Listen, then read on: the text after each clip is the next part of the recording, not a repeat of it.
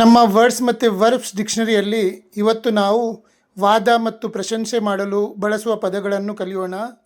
Argument words and verbs. Argument ಅಂದರೆ ಏನು? ವಾದ ಮಾಡುವುದು. ಆರ್ಗ್ಯೂ ವಾದ ಮಾಡು. ಫೈಟ್ ಜಗಳ ಮಾಡು.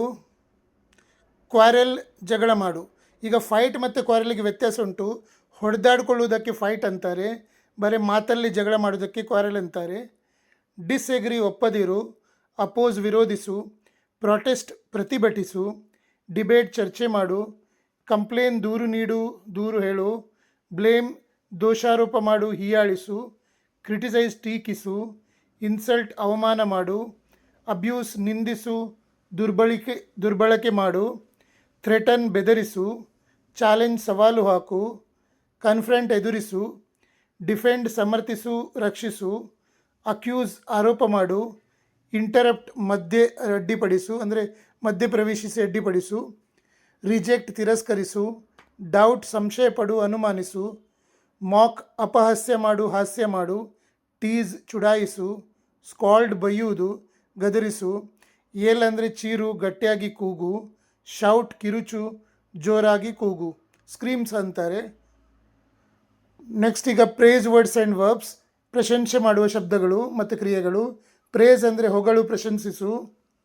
ಅಪ್ರಿಷಿಯೇಟ್ ಮೆಚ್ಚುಗೆ ವ್ಯಕ್ತಪಡಿಸು. ಕಾಂಪ್ಲಿಮೆಂಟ್ ಪ್ರಶಂಸೆ ಮಾಡು. ಅಡ್ಮೈರ್ ಮೆಚ್ಚು, ಪ್ರಶಂಸಿಸು. ರೆಸ್ಪೆಕ್ಟ್ ಗೌರವಿಸು. ಎನ್ಕರೇಜ್ ಪ್ರೋತ್ಸಾಹಿಸು, ಉತ್ತೇಜಿಸು. ಸಪೋರ್ಟ್ ಬೆಂಬಲಿಸು.